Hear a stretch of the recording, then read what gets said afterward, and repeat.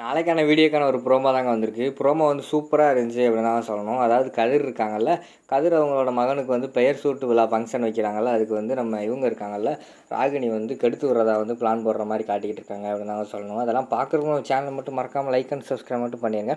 First எடுத்தோடனே கதிர் ராகினி 2 பேர் வந்து ஃபோனில் பேசிக்கிட்டு இருக்க மாதிரி தான் காட்டிக்கிட்டு இருக்காங்க. ராகினி வந்து சொல்கிறாங்க, என்ன கதிர் ஆளையே மறந்துட்ட போல், உன் மகனுக்கு பெயர் சூட்டுற விழா எல்லாம் பயங்கரமாக நடந்துக்கிட்டு இருக்கு போல் அப்படிங்கிற மாதிரி சொல்கிறாங்க.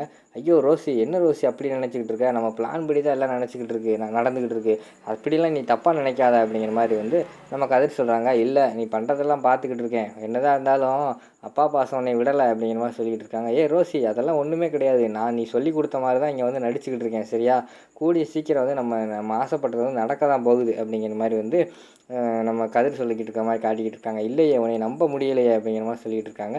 ரோசி, உன் மேலே சத்தியமா நான் சொல்கிறது கேளு அப்படிங்கிற மாதிரி சொல்கிறாங்க. சரி, என்ன சொல்கிற சொல்லு கேட்போம் அப்படிங்கிற மாதிரி வந்து ரோசி சொல்கிறாங்க. இங்கே பாரு ரோசி, இப்போ தான் வந்து எப்படியோ காவியா வந்து என்னோடய கைக்குள்ளே கொஞ்சம் கொஞ்சமாக போட்டுக்கிட்டு இருக்கேன். இப்போ தான் நான் சொல்கிறதையும் கொஞ்சம் கேட்க ஆரம்பிச்சிருக்கா. அது மட்டும் இல்லாமல் கொஞ்சம் கொஞ்சமாக வந்து இந்திரா பற்றி தப்பு தப்பாக எடுத்து சொல்லிக்கிட்டு இருக்கேன். அதையும் அவள் இப்போ தான் நம்ப ஆரம்பிச்சிருக்கா. கூடிய சீக்கிரம் வந்து என்னை ஃபுல்லாகவே நம்பிடுவா. அதுக்கடுத்து பார்த்தீங்கன்னா அவளை வச்சே அவள் தங்கச்சி இந்திரா இருக்கால, அவள் தான் நமக்கு பெரிய எதிரி. அவள் இந்த வீட்டை விட்டு கண்டிப்பாக வந்து அவங்க அக்கா வச்சே நான் வந்து வெளியில் அனுப்பிடுவேன். அதுக்கடுத்து நம்ம ரூட் கிளியர் ஆயிரும். நான் வந்து உன்னை அதுக்கடுத்து கல்யாணம் பண்ண போகிறது உறுதி. அதுக்கடுத்து காவியாவை எப்படியாவது நான் தள்ளி விட்டுருவேன் அப்படிங்கிற மாதிரி வந்து கதிர் பேசிக்கிட்டு இருக்க மாதிரி காட்டிக்கிட்டு இருக்காங்க. இல்லையே, உன் பேச்சில் தான் பணிவு இருக்குது, ஆனால் உன் செயலில் நம்ப முடியலையே அப்படிங்கிற மாதிரி சொல்லிட்டு இருக்காங்க. இப்போ நான் உன்ட்ட நம்பன்னா நான் என்ன தான் செய்கிறது அப்படிங்கிற மாதிரி வந்து அவங்க கதிர் வந்து கேட்குறாரு. நீ அப்படின்னா என்கிட்ட அடிக்கடி நீ பேசிக்கிட்டே இரு, நீ என்ன பேசவே மாட்டேக்க என்கிட்ட அப்படிங்கிற மாதிரி சொல்கிறாங்க.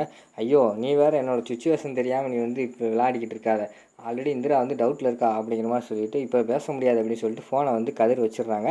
அடுத்து வந்து ரோஷினி வந்து பிளான் போடுறாங்க. இது சரியில்லையே, நம்மகிட்ட சரியாக பேச மாட்டேக்கானே, அந்த விழாவை போய் நம்ம கெடுத்து விட்டால் தான் சரியாக வரும் அப்படிங்கிற மாதிரி அவங்க யோசிக்கிற மாதிரி காட்டுறாங்க. அதோட பார்த்தீங்கன்னா அந்த ப்ரோமோ வந்து முடிச்சிடுறாங்க.